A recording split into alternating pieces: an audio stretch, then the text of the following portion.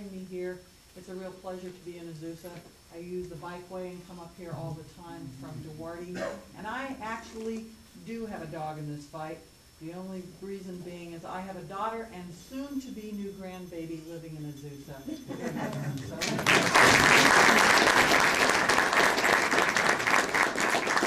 I'm Dan Kirk, I'm a councilman in the city of Monrovia, and spent the first 12 years of my life living in Dierking, and spent the rest of my life in Monrovia. I just want to tell you, what happens at Azusa is of course very crucial to you, but it's also crucial to the region. You know, we work together, Margaret and I and Peter, we work on regional boards together as well. Because what happens in Azusa does affect the surrounding communities. And what happens in Dierking and Monrovia and Arcadia does affect your quality of life as well. So I'm here just as Peter is. I'm here to support the process. I hope you'll keep an open mind and do what you know is right, and we'll get some good candidates in there. Okay, thank you.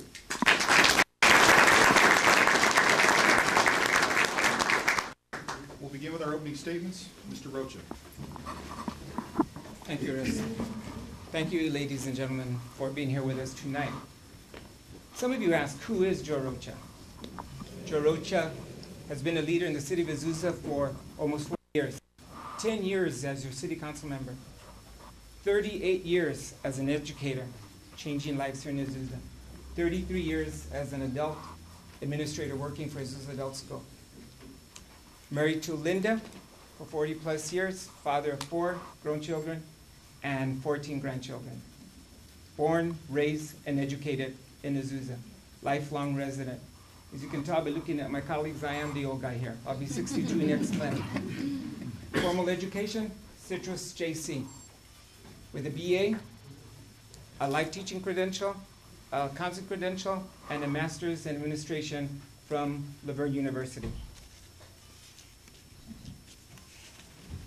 Some people think of me as that nice guy, that nice council member who sits in the corner, who plants trees, honors its vets, our vets, and helps feed the needy.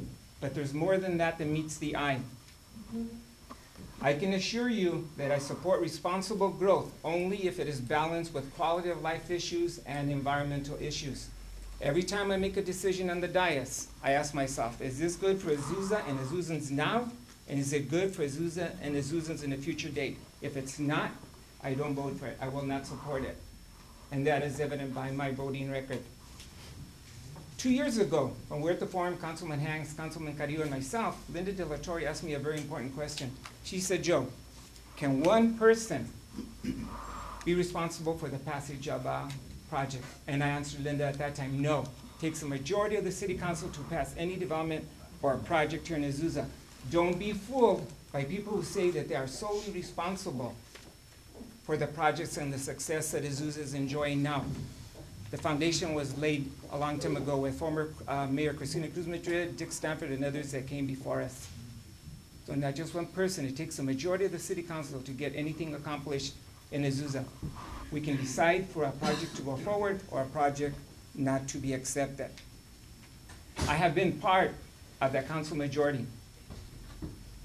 The Dr. Reyes building, the Breezeway, the Tally building, Block 36, Foothill Shopping Center, the second Rosedale plant, not the first one, the second Rosedale plant, and the infill housing that we see around town. I am proud of those accomplishments. It has been said that Joe Rocha is too quiet and too compassionate to be an effective mayor. Don't let looks fool you. It takes a strong person to stand up for him or herself. It takes a stronger person to stand up for others, and that's what I have done.